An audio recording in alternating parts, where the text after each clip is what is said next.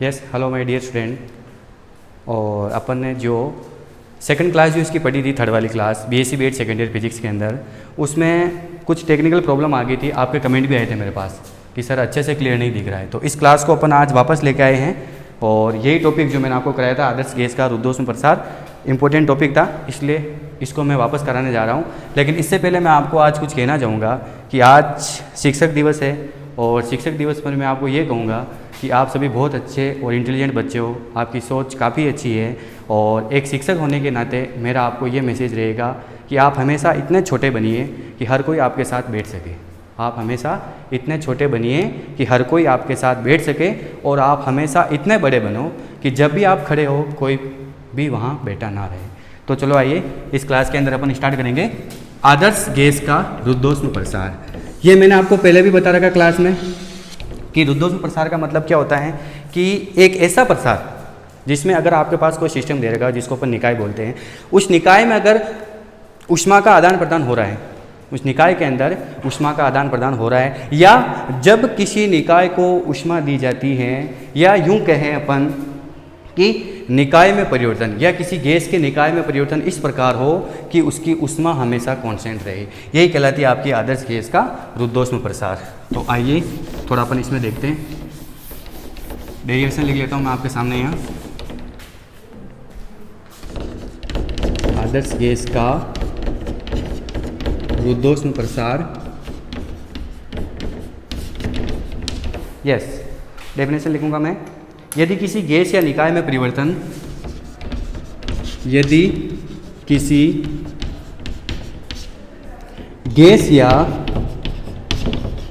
निकाय में परिवर्तन, यदि किसी गैस या निकाय में परिवर्तन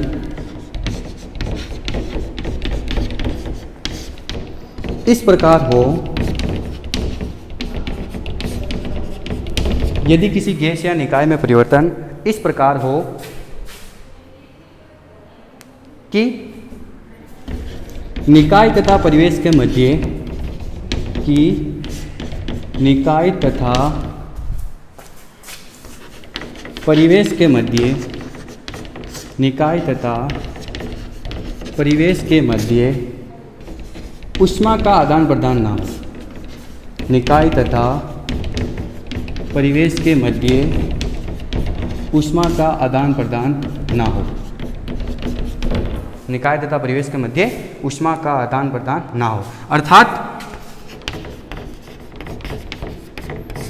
निकाय की, अर्थात निकाय की कुल ऊष्मा नियत हो। ठीक है, ये हो जाएगा आपका आदर्श गैस का रुद्धोष्म प्रसार। रुद्धोष्म प्रसार में हमेशा ध्यान रखना, जैसे ही रुद्धोष्म नाम आएगा उसमें एक चीज़ फिक्स है कि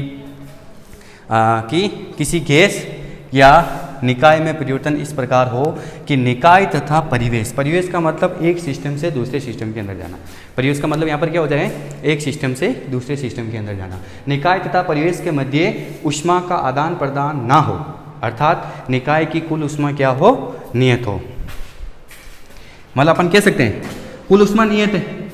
जब टोटल एनर्जी आपकी कांस्टेंट आ रही है, तो जब आप इसको ऊष्मा में परिवर्तन यानी इसका अवकलन करोगे तो क्या हो जाएगा, जीरो हो जाएगा। तथा अर्थात ऊष्मा में परिवर्तन, अर्थात ऊष्मा में परिवर्तन शून्य के बराबर है, ऊष्मा में परिवर्तन किसके बराबर हो, शून्य के बराबर हो। इस परिवर्तन को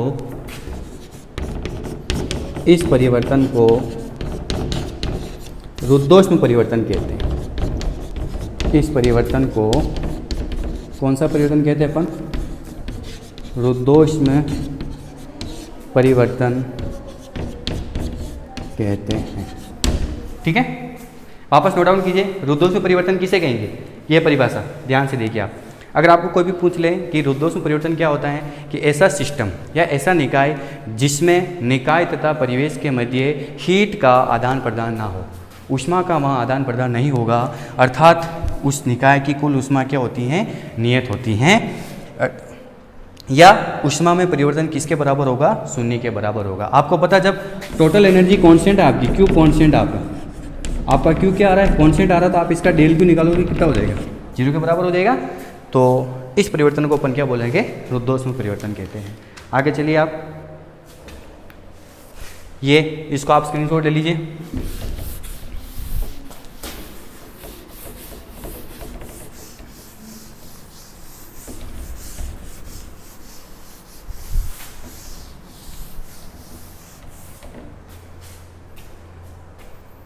ऊष्मागतिकी का प्रथम नियम क्या कहता है,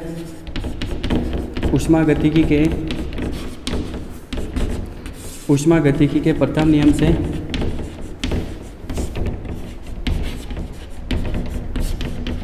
फर्स्ट लॉ कहता क्या कहता है, किसी निकाय की दी गई ऊष्मा में परिवर्तन उस निकाय के आंतरिक ऊर्जा में परिवर्तन प्लस उस निकाय पर किए गए कार्य के योग के बराबर होता है। अब अपने को पता अपना प्रोसेस ये चल रहा है, चूंकि रुद्धोष्म प्रक्रम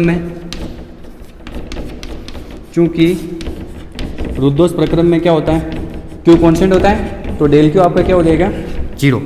रुद्धोष्म प्रक्रम में क्यू हमेशा क्या रहता है, कांस्टेंट, तो डेल क्यू आपका कितना हो जाएगा, 0। जब डेल क्यू आपका 0 हो तो अपन क्या लिख सकते हैं, एक बार तो डेल यू बराबर माइनस डेल डब्ल्यू, और एक बार अपन क्या लिख सकते हैं, डेल डब्ल्यू बराबर माइनस डेल यू।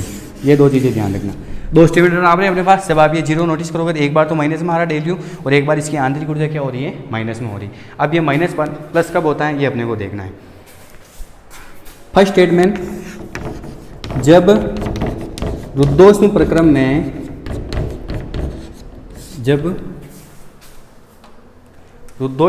में निकाय पर कार्य किया जाता है, निकाय पर कार्य किया जाता है, तो उसकी आंतरिक ऊर्जा में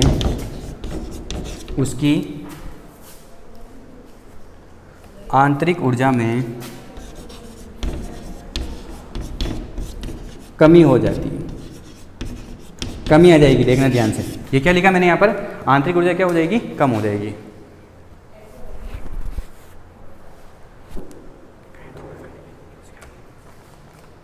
आंतरिक ऊर्जा कम हो जाती है निकाय द्वारा। देखिएगा इधर, ये यहाँ पर कार्य हो रहा है। अगर किसी निकाय पर कार्य होता है, निकाय खुद कार्य करेगा तो उसकी आंतरिक ऊर्जा क्या हो जाएगी, कम हो जाएगी। लेकिन अगर निकाय पर कार्य होता है तो उसके कार्य में क्या हो जाती है, यहाँ पर कमी हो जाती है। बस ये स्टेटमेंट आपका यहाँ पर कह रहा है कि यदि रुद्धोष्म प्रक्रम में निकाय द्वारा कार्य किया जाए, अगर निकाय खुद कार्य करेगा तो उसकी इंटरनल एनर्जी होगी वो हमेशा कम रहेगी। लेकिन अगर निकाय पर कार्य होगा, मतलब निकाय कार्य नहीं कर रहा, उसके ऊपर कार्य हो रहा है, तो उसकी इंटरनल एनर्जी क्या हो जाएगी, बढ़ जाएगी, और ये क्या हो जाएगा, आपका माइनस में हो जाएगा। बस ये ध्यान रखना कि किया गया कार्य रुद्धोष्म प्रक्रम में कब धनात्मक होता है और कब ऋणात्मक होता है। अब अपन क्या करेंगे, इसकी अवस्था समीकरण निकालेंगे। अच्छा टॉपिक ये, स्क्रीनशॉट लेते रहना।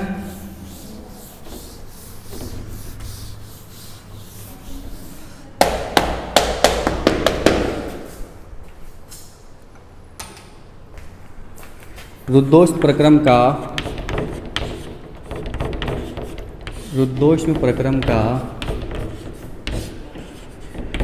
अवस्था समीकरण, रुद्धोष्म प्रक्रम का अवस्था समीकरण निकालना काफ़ी अच्छा टॉपिक है। पी वी की power gamma equal to constant आएगा।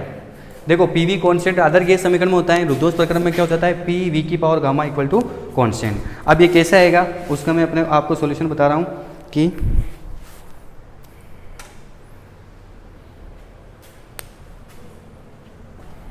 आ जाइए इधर, 2-3 स्टेप में इसको डिवाइड कर देते हैं अपन। एक ये चलेगा आपका और एक ये चलेगा आपका, ठीक है। ऊष्मागतिकी का प्रथम नियम क्या कहता है, ऊष्मागतिकी के प्रथम नियम से ऊष्मागतिकी के प्रथम नियम से किसी निकाय को दी गई ऊष्मा उसकी आंतरिक ऊर्जा में परिवर्तन। देखो आप इसको डी से भी रिप्रेजेंट करते हो। डी का मतलब ही किसी के मान में परिवर्तन होना, और डेल का मतलब भी क्या होता है, किसी के मान में परिवर्तन होना। तो मैं इसको लिख रहा हूँ डेल क्यू बराबर उसकी आंतरिक ऊर्जा में परिवर्तन डी यू प्लस उस पर किए गए कार्य में परिवर्तन के योग के बराबर होती है, D you plus D W. अब अपने को पता, देखो वापस आगे क्या लिखेंगे, चूंकि रुद्धोष्म प्रक्रम में क्या होता है, रुद्धोष्म प्रक्रम में आपका डेल क्यू कितना हो जाता है, 0। तो आपके पास स्टेटमेंट हो गया D you plus D W बराबर 0। ठीक है, D you plus D W बराबर कितना बन गया आपका 0। फिलहाल इसको अपन यही रोक लेते हैं। आपको पता है चूंकि डी डब्ल्यू किसके बराबर होती है, P D V. D W किसके बराबर होती है, पी डी वी। कैसा है वो भी आपको पता है, कैसा है कि किया गया कार्य किसके होता है, एफ बल इंटू विस्थापन के बराबर होता है। क्या क्या कार्य किसके बराबर होता है, बल इंटू विस्थापन। अब आपको पता है, देखो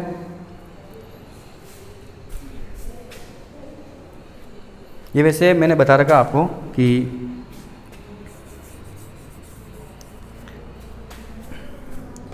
P बराबर कितना होता है, F अपॉन ए। P बराबर कितना होता है आपका F अपॉन ए। ठीक है, और या अपन इसको चाहेंगे तो अपन ऐसे इसका सॉल्यूशन कर सकते हैं कि F बराबर कितना आ गया, यहाँ आके बताता हूँ आपको। डी डब्ल्यू बराबर पी डी वी कैसा आया, आपको पता है कि P बराबर कितना होता है F अपॉन ए। ठीक है, तो F बराबर कितना हो गया, P इंटू ए। अब आपको पता है, देखो किया गया कार्य अल्प कार्य होगा डी डब्ल्यू, तो बल इंटू अल्प विस्थापन डी एक्स। ठीक है, तो डी डब्ल्यू बराबर एफ का मान कितना होता है, पी इंटू ए इंटू डी एक्स। ठीक है, अब आपको पता है क्षेत्रफल इंटू मोटाई हमेशा किसके बराबर होती है, क्षेत्रफल इंटू मोटाई हमेशा आयतन के बराबर होती है। कार्य अल्प है, इसका मतलब किया गया कार्य भी ये भी हो जाएगा अल्प। डी डब्ल्यू बराबर पी डी वी। ठीक है, ये स्टेटमेंट आपका मैंने यहाँ लिखा है, डी डब्ल्यू बराबर पी डी वी। और अब आगे चलिए, आगे लिखेंगे अपन। तो एक आपको पता है सी वी बराबर क्या होता है, बताइए सी वी बराबर कितना होता है, मतलब इसका फॉर्मूला क्या होता है, स्थिर आयतन पर मोलर विशिष्ट ऊष्मा। अपन क्या लिखते हैं, D Q upon D T, D Q upon D T, यही लिखते हैं D Q upon D T. या यूँ कहे तो D you plus D W upon क्या लिखते हैं अपन, डी टी। ठीक है, D you plus D W upon क्या लिखते हैं, डी टी। या एक फॉर्मूला अपने पास और आया हुआ है, सी वी बराबर D U upon D T. आप मेहर समझ में देखना, मेहर समझ में अपने पास फॉर्मूला आया हुआ है, सी वी बराबर क्या आया हुआ आपके पास, D U upon D T. ठीक है, तो आपके पास यहाँ से फॉर्मूला हो जाएगा डी यू बराबर C V D T. D U बराबर क्या हो गया, सी वी डी टी। तो अब अपने क्या करना, डी डब्ल्यू और इसके डी यू के मान समीकरण 1 में रखने पर, डी यू तथा डी डब्ल्यू के मान समीकरण 1 में रखने पर, समीकरण 1 में रखने पर रखिएगा। समीकरण 1 में डी यू की जगह अपन क्या लिखेंगे, C V D T plus D W की जगह अपन क्या लिखेंगे, पी डी वी बराबर 0। समीकरण नंबर आपकी 2। ठीक है, समीकरण 2 बन गई। अब अपन आगे क्या करेंगे, P D V plus V D P बराबर आर डी टी, है ना। और टी के सापेक्ष P D plus V D P D T, C P D plus V D P R P D V C plus R. ठीक है, P D we मेर संबंध सी पी माइनस सी बराबर आर। ओके, आगे चलिए। आदर्श gas समीकरण क्या होती है, टॉपिक आपका लंबा पे हर स्टेप में खोल के लिख रहा हूँ। आदर्श गैस समीकरण क्या होती है आपको पता है, P V equal to R T. आदर्श गैस समीकरण क्या होती है, P V equal to R T. आप इसका टी के सापेक्ष अवकलन कीजिए। जब आप इसको टी के सापेक्ष डिफरेंस करोगे,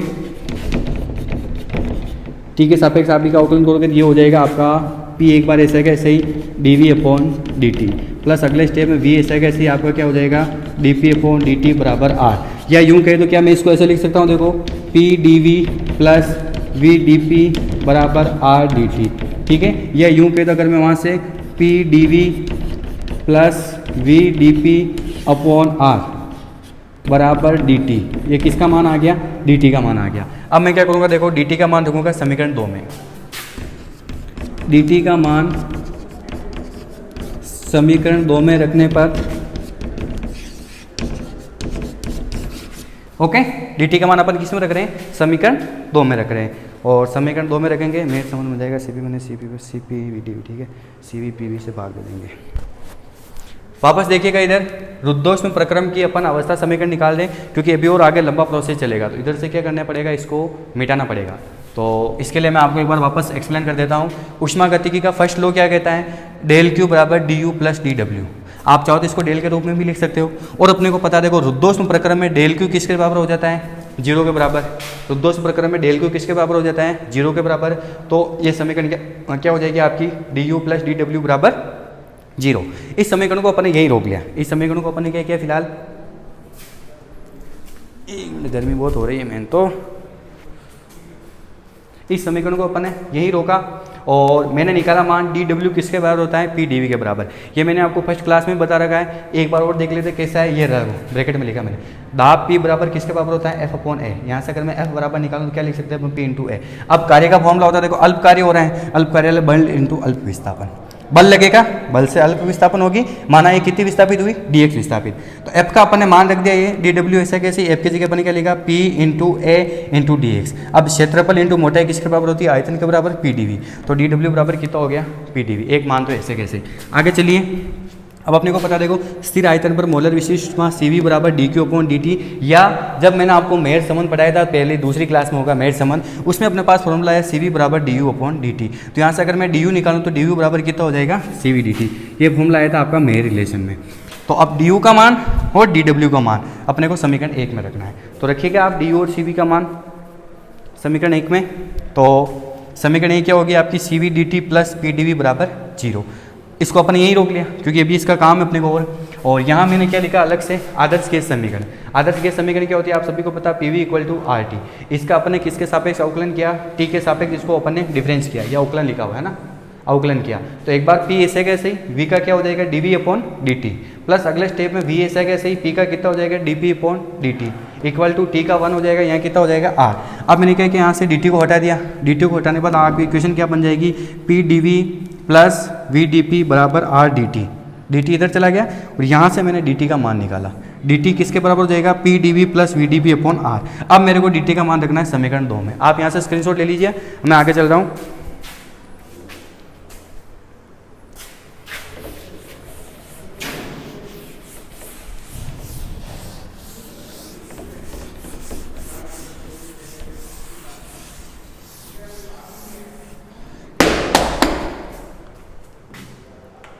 यस, समीकरण 2 क्या थी, समीकरण 2 आपकी थी, समीकरण 2 क्या थी, मैं वापस लिख लेता हूँ एक बार, CV dt प्लस PdV बराबर 0। रखिएगा इसमें मान रखोगे आप, तो ये क्या हो जाएगी आपकी समीकरण है, CV ऐसा कैसे ही, इसकी जगह आ जाएगा आपके पास PdV प्लस VdP/R। ये dt चल रहा है ऐसा कैसे ही, dt प्लस PdV बराबर 0, ठीक है। और वापस इसको अगले स्टेप में मैं ऐसा लिखूंगा, CV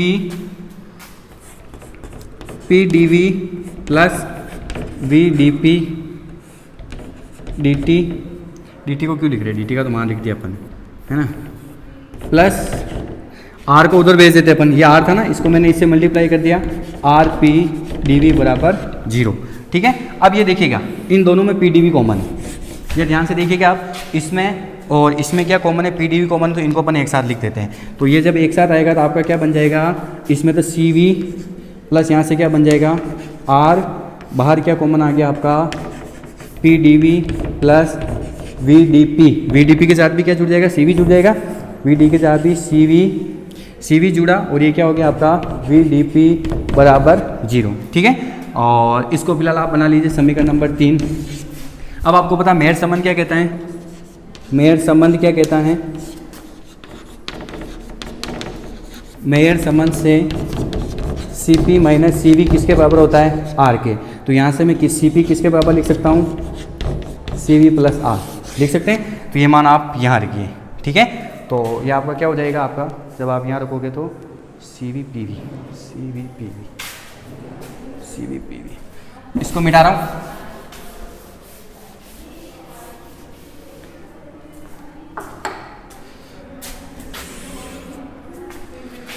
Cp का मान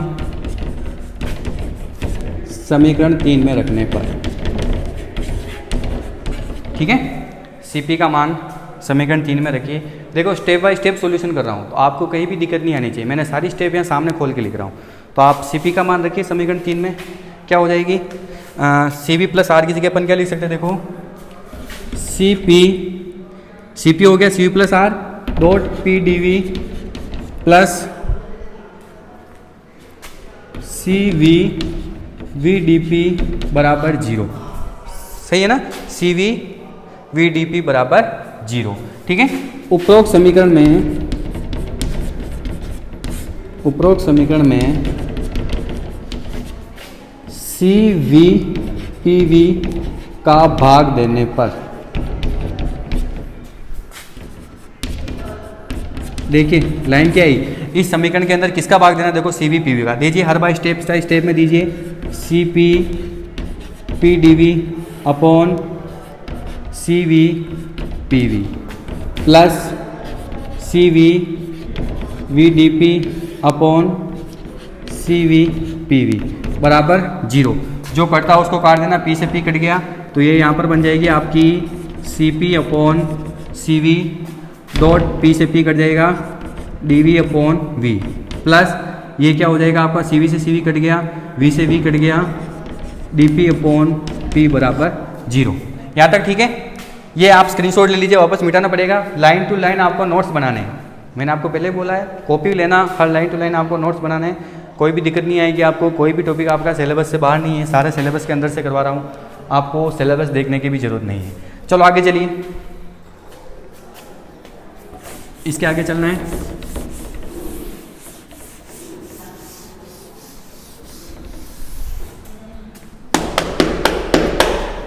इसका आपको समाकलन, पहले आपको पता है कि चूंकि Cp अपॉन Cv किसके बराबर होता है, गामा।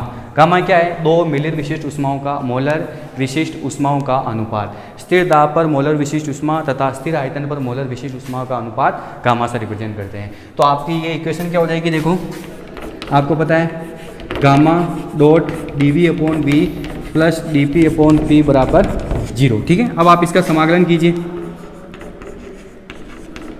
समाकलन करने पर जैसे आप समाकलन करोगे तो इसका क्या हो जाएगा, log v, गामा पीछे चला जाएगा, log v की power gamma plus log p बराबर 0, कांस्टेंट हो जाएगा। जैसे ही समाकलन करोगे तो आप 0 किस में कन्वर्ट हो जाता है, कांस्टेंट में। अब आपको पता है गुणन में log a plus log b किसके बराबर होगा, log a इंटू b। तो मैं इसको ऐसे लिख सकता हूँ, देखो log p v की power gamma equal to constant, ठीक है। log p v की पावर गामा, p को मैंने पहले लिख लिया, v की power gamma equal to cos है, log हटाएंगे e की पावर जाएगी, लेकिन वैसे ही कांस्टेंट है तो अपन इसको चाहे तो इस समीकरण को ऐसे लिख सकते हैं, p v की power gamma equal to constant. यही आपकी रुद्धोष्म वक्र की अवस्था समीकरण है, ठीक है। लंबा चला लेकिन हर स्टेप बाय स्टेप मैंने आपके यहाँ खोल के लिख ली ताकि आपको कोई दिक्कत नहीं आएगी, आराम से आप इसको इजी वे में कर सकते हो। अब मैं क्या करता हूँ, इस अवस्था समीकरण को हल्का सा मैं चेंज लेने की कोशिश करता हूँ। ये किस रूप में, PV, और अपन क्या लेते हैं, PV और TB ले सकते हैं। तो अपन इनको अलग अलग 3 स्टेप में करेंगे, आप इसका स्क्रीनशॉट ले लीजिए। आगे चलते हैं अपन।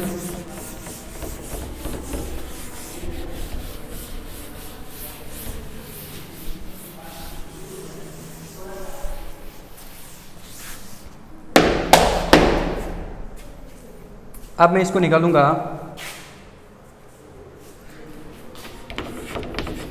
V वे T के पदों में। अगर आपको फॉर्मूला V वे T के रूप में निकालना, क्योंकि आपका न्यूमेरिकल आएगा, आपको पता आपकी समीकरण क्या है, P V की power gamma equal to constant. अपनी समीकरण क्या आई हुई है, P V की power gamma equal to constant.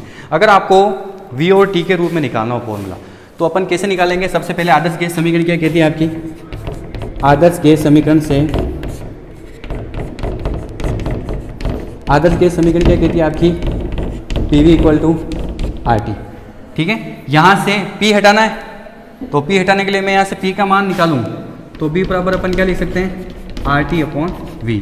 अब अपने को पता देखो, चूंकि रुद्धोष्म प्रक्रम की अवस्था समीकरण ये फॉर्मूला अपन चेंज कर सकते हैं, पी वी टी, 3 चीज़ें आएगी आपके पास, देखो पी वी टी, एक बार तो पी वी लिख लिया, एक बार अपन वी टी निकाल देंगे, एक बार अपन पी टी निकाल देंगे, ऐसे अपन अलग अलग 3 प्रकार से इस फॉर्मूले को अपन बना सकते हैं। तो रुद्धोष्म प्रक्रम की अवस्था समीकरण क्या होती है?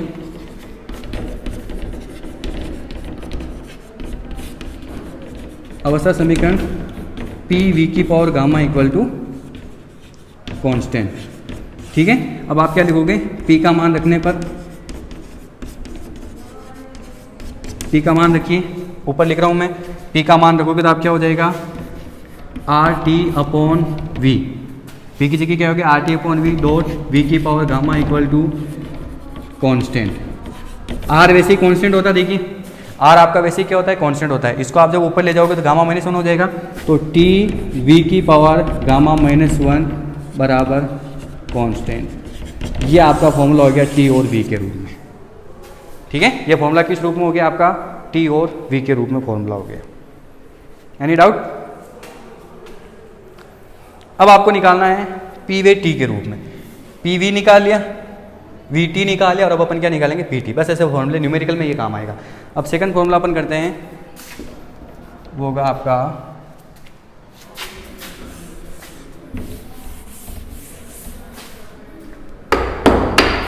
चेंज कुछ नहीं करना, बस इस स्टेप को मैं चेंज कर रहा हूँ। पी वे टी के पदों में, कौन से पद में निकालना? पी और टी, मतलब वी हटाना, तो यहाँ से आप वी का मान निकाल लीजिए। वी निकालोगे तो आप क्या हो जाएगा? R T upon P.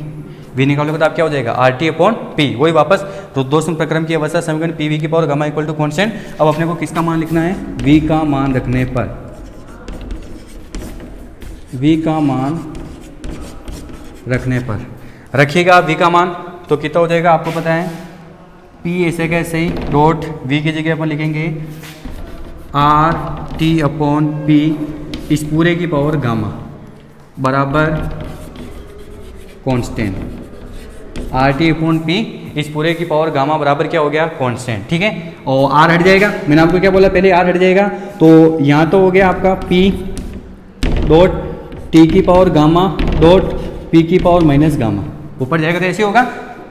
वापस आगे चलिए, बराबर कांस्टेंट, इन दोनों को एक साथ लिख सकते हैं, तो आपको हो गया टी की पावर गामा डॉट पी की power 1 minus gamma equal to constant. ये आपका पी और टी के रूप में अवस्था समीकरण हो गया। सब कुछ नहीं किया, बस अपन फॉर्मूले में चेंज करते जा रहे हैं और आगे से आगे आपका सॉल्यूशन आ रहा है। तो ये आपका टॉपिक कंप्लीट है। आदर्श वक्र, जो रुद्धोष्म वक्र की अवस्था समीकरण क्या होती है? पी वी की power gamma equal to constant. अगर आप चाहो तो इसको पी और टी के रूप में लिख सकते हो, और अगर आप चाहो तो इसको पहले बताया था मैंने आपको वी और टी के रूप में। ओके, अब एक छोटा सा टॉपिक है रुद्धोष्म वक्र की प्रवणता। ग्रेडियंट कैसे निकालते हैं आपको पता है? Tan theta. स्लोप निकालने के लिए आप क्या करते हो? मैथमेटिक्स वाले बच्चे टेन थीटा लेते हो, और टेन थीटा बराबर क्या होता है? लंब बटेवा आधार। तो उसके हिसाब से अपन करेंगे।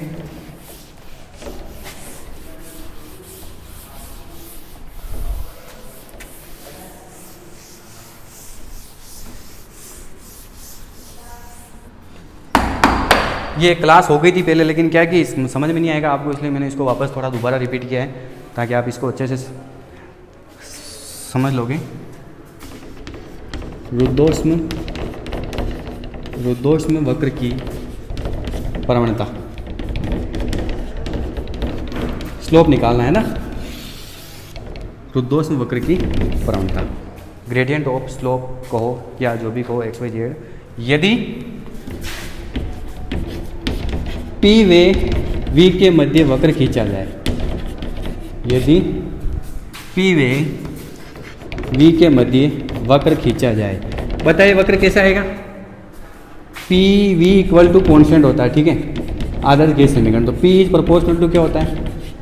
पी इज प्रोपोर्शनल टू क्या होता है? 1/v होगा। तो आपका जो वक्र आएगा वो कैसा आ जाएगा? ऐसा आ जाएगा। ये नहीं उतारना आपको, ये मैंने समझाने के लिए बताया ना। तो आपका वक्र ऐसा आ जाएगा, इधर तो हो गया आपका P और इधर क्या हो गया आपका P, मतलब V बढ़ाओगे तो P आपका घटता जाएगा, ठीक है। ये आपका वक्र आ गया। और अब अपने को पता, देखो चूंकि रुद्धोष्म वक्र की अवस्था समीकरण रुद्धोष्म प्रक्रम की अवस्था समीकरण, अवस्था समीकरण क्या होती है? पी वी की power gamma equal to constant, P V की पावर गामा इक्वल टू क्या हो गया? कॉन्स्टेंट। ठीक है, अब आप क्या करोगे? इसका वी के सापेक्ष अवकलन कीजिए। स्लोप निकालना, स्लोप क्या होता है? Tan theta upon tan theta होता है, और टेन थीटा बराबर अपन क्या लेते हैं? लंब बटेवा आधार, मतलब लंब में परिवर्तन डीपी और आधार में परिवर्तन कितना हो जाएगा? डीवी। मतलब स्लोप का मतलब भी क्या हो गया? अपने को क्या निकालना है? DP upon we. अपन इसको सोल्व करेंगे, यहाँ से डीपी अपॉन डीवी निकालेंगे तो आपका एग्जैक्ट इसका क्या हो जाएगा? स्लोप हो जाएगा। तो मैं इसका वी के सापेक्ष अवकलन कर रहा हूँ। ठीक है, इस समीकरण का वी के सापेक्ष अवकलन करने पर वी के सापेक्ष अवकलन करोगे तो एक बार तो पी ऐसा का ऐसे ही डॉट गामा आगे आएगा, और एक बार तो पी ऐसे का ऐसे ही, मतलब एक बार तो चलो पी का कर देते हैं, D P upon D V. ठीक है, प्लस डॉट वी की पावर गामा आपका ऐसे कैसे। ठीक है, और अगले स्टेप में अपन करेंगे प्लस पी ऐसे कैसे, इसका करेंगे गामा आगे डॉट वी की पावर गामा -1 बराबर 0। हमेशा ध्यान रखना कोई टर्म्स कांस्टेंट है, आप इसका अवकलन करोगे तो 0 हो जाएगा। अगर कोई मान आपका 0 चल रहा है फिर आप उसको डिफरेंस करोगे तो आप उसका मान कितना हो जाता है? कांस्टेंट हो जाता है। ठीक है, अब आप इसका सॉल्यूशन कीजिए आगे। मैं इसको थोड़ा इधर मिटा रहा हूँ, है ना, ये ग्राफ आपको बनाना है, और ग्राफ के बाद इसका आगे सॉल्यूशन हो जाएगा। यस, इसको इधर भेज दीजिए आप। तो क्या हो जाएगा आपका? D P upon D V dot V की पावर गामा बराबर माइनस पी, इसको इधर भेज दिया, गामा डॉट वी की पावर गामा -1। ठीक है, minus P gamma dot V की power gamma -1 D P upon D V. ये निकाला मैंने अभी आपको, क्या बताया? ये स्लोप पी और वी, ये कोई स्लोप होता है, तो ये हो गया आपका डी पी, और ये आपका क्या हो जाएगा?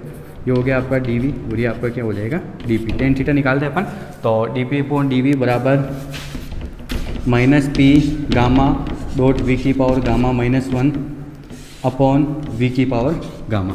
अब आपको पता देखो वी की पावर गामा से वी की पावर कट जाएगा, और minus gamma P upon V आ जाएगा। ठीक है, तो D P upon D V बराबर minus gamma P upon V. ये वी की पावर -1 बचेगा, आप इसको नीचे भेजोगे तो पी अपॉन वी हो जाएगा। ठीक है, तो अतः रुद्धोष्म वक्र की प्रवणता, अतः रुद्धोष्म वक्र की प्रवणता, रुद्धोष्म वक्र की प्रवणता स्मॉल m बराबर D P upon D V बराबर minus gamma P upon V. ये आपकी रुद्धोष्म वक्र की प्रवणता हो जाएगी। ग्रेडियंट स्लोप कैसे निकालते हैं? स्लोप निकालने के लिए टेन थीटा यूज लेते हैं, और टेन थीटा बराबर क्या होता है? लंब बटेवा आधार, उसके हिसाब से अपन करते हैं। और आपका स्लोप कितना आ गया? D P upon D V, और D P upon D V का मतलब minus gamma P upon V. ये आपका स्लोप वाला टॉपिक कंप्लीट है। अब मैं क्या करता हूँ, एक क्वेश्चन करा देता हूँ आपको न्यूमेरिकल, अभी जो पढ़ा उसके बेस पर एक न्यूमेरिकल सॉल्व करते हैं।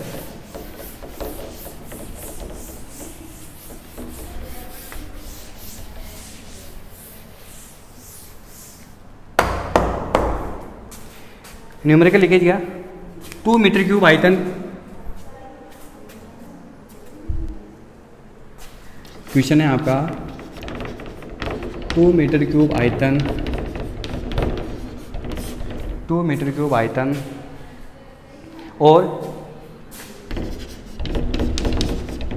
4 × 10⁻⁴ 4 × 10⁵ न्यूटन पर मीटर स्क्वायर दाब पर, 4 × 10⁵ न्यूटन पर मीटर स्क्वायर दाब पर रखी एक गैस का, दाब पर रखी एक गैस का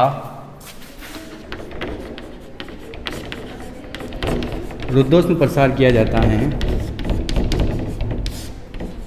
रखी एक गैस का रुद्धोष्म प्रसार किया जाता है, रखिए गैस का रुद्धोष्म प्रसार किया जाता है, जिससे आयतन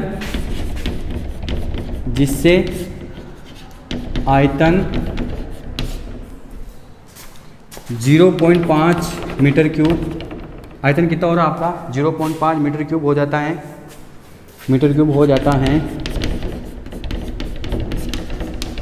तो इसका नवीन दाब ज्ञात करो,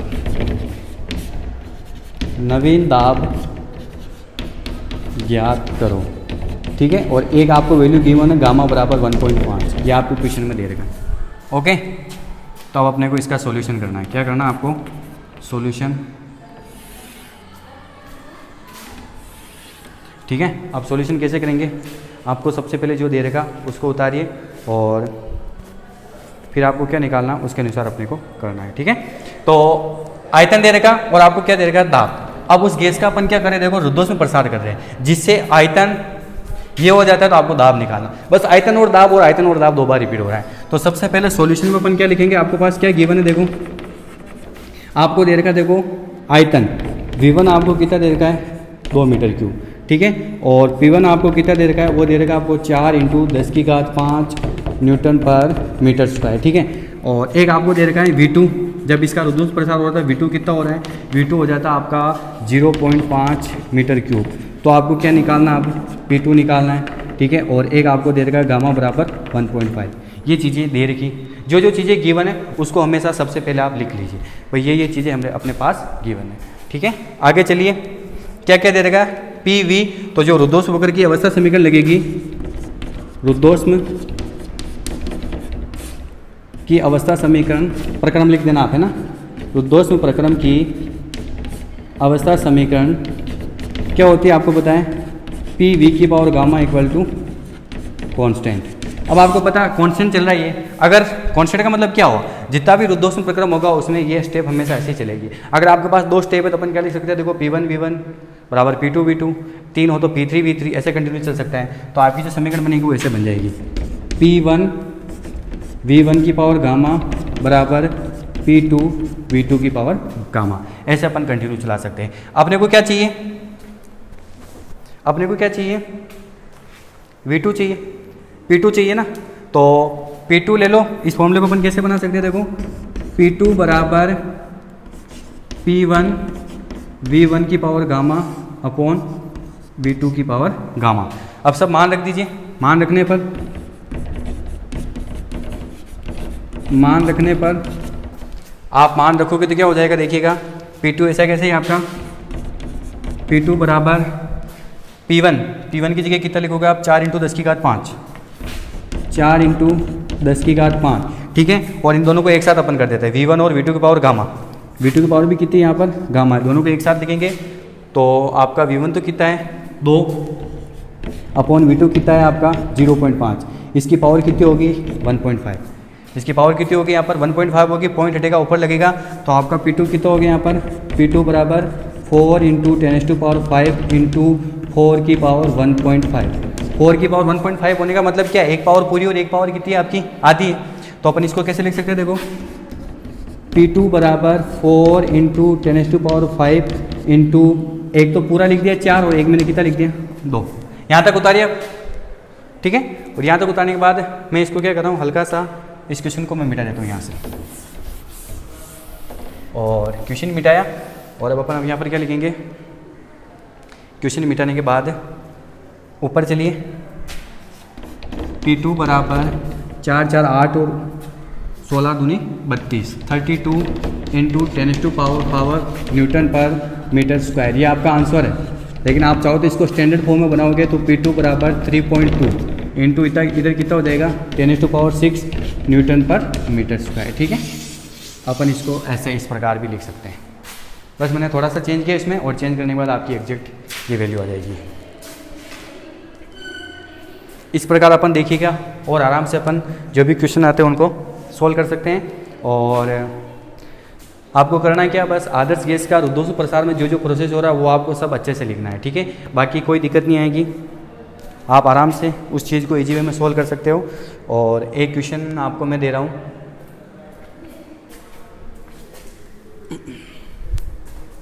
एक क्वेश्चन आप लिखिएगा।